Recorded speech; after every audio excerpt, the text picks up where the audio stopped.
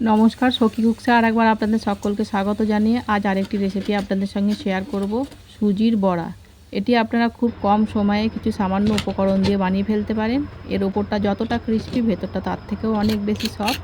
আপনারা এটি সকালে ব্রেকফাস্ট অথবা বিকেলে চায়ের সাথে পরিবেশন করতে পারেন। এটি খেতে একেবারে অন্যরকম একটি রেসিপি।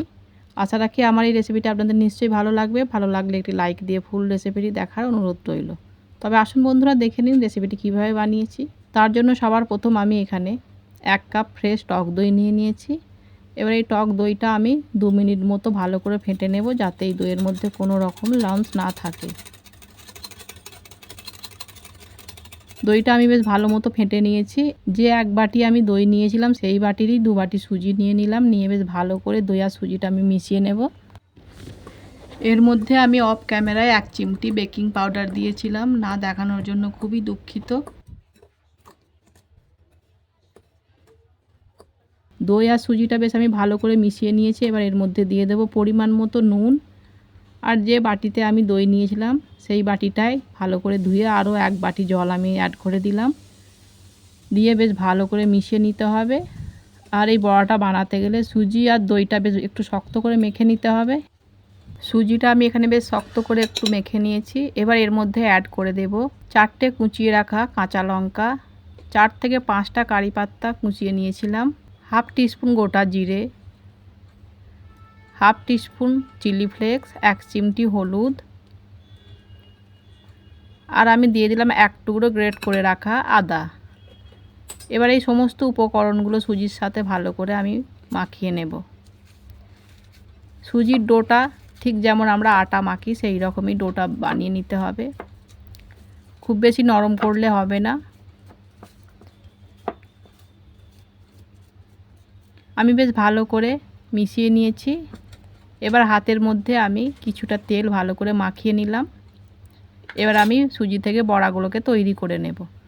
তার জন্য ঠিক যেমন আমরা রুটির জন্য লেচি নিই, ঠিক সেই রকম সুজিটা কেটে নিয়ে আমি লেচি বানিয়ে নিলাম।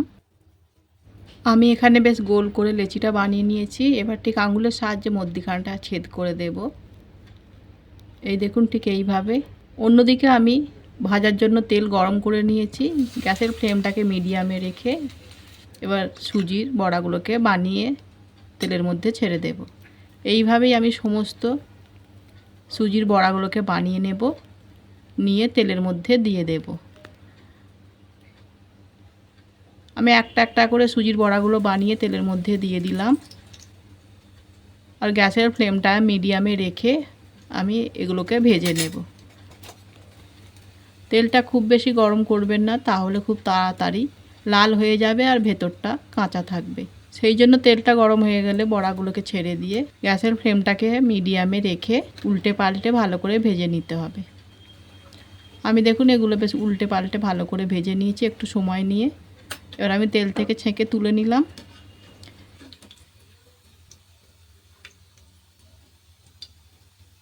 একইভাবে বড়াগুলোকে আমি এই তেলের মধ্যে দিয়ে দিলাম, দিয়ে মিডিয়াম ফ্লেমে উল্টে পাল্টে একটু সময় নিয়ে ভেজে নেব। আমি এইভাবেই উল্টে পাল্টে একটু সময় নিয়ে ভেজে নেব লাল লাল করে।